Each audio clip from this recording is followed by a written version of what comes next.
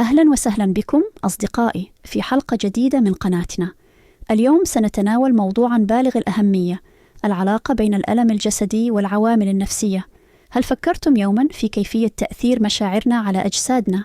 سأروي لكم اليوم قصة هالة وكيف كانت تعاني من آلام جسدية، لكنها اكتشفت أن السبب كان مرتبطا بمشاعرها الداخلية.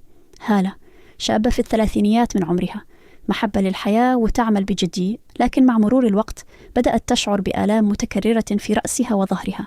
كانت تعتقد أن هذه الآلام تعب عادي، لكن الأوجاع كانت تزداد. مع تزايد الأعراض بدأت هالة تشعر بالقلق. كلما زادت مشاعر القلق زادت معها الآلام.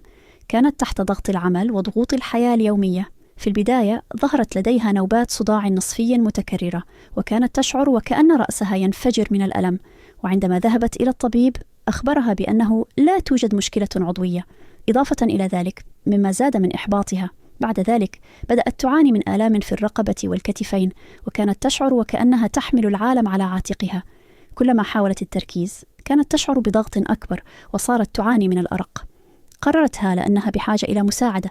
بدأت تتحدث مع أصدقائها وعائلتها عن مشاعرها وآلامها، ونصحها أحد أصدقائها بزيارة خبير نفسي. في البداية كانت مترددة، لكنها قررت أن تعطي هذه الفرصة. عندما بدأت الجلسات اكتشفت أن معظم آلامها الجسدية كانت مرتبطة بمشاعرها.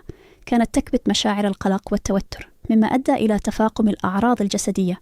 خلال الجلسات فهمت هالة أن العقل والجسم مرتبطان ارتباطا وثيقا.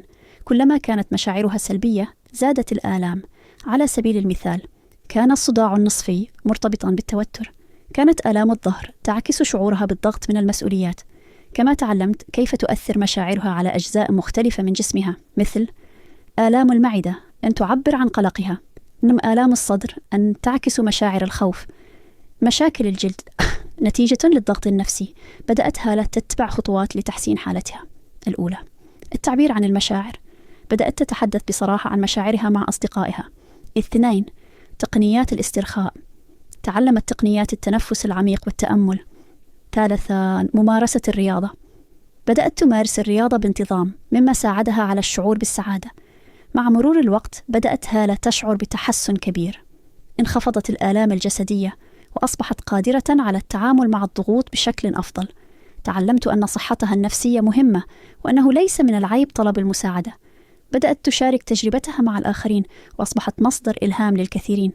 أدركت أن الحياة ليست سهلة، لكن يمكننا التغلب على التحديات إذا فهمنا أنفسنا بشكل أفضل. والآن أصدقائي، تذكروا أن الألم الجسدي قد يكون له جذور نفسية. إذا كنتم تعانون من آلام مستمرة فلا تترددوا في البحث عن المساعدة. صحتكم النفسية والجسدية مهمة جدا، ولا تخجلوا من وضع حدود لحماية أنفسكم. إذا كانت لديكم أي تجارب أو أسئلة يرجى كتابتها في التعليقات. ولا تنسوا الاشتراك في القناة وتفعيل الجرس لتصلكم كل الحلقات الجديدة.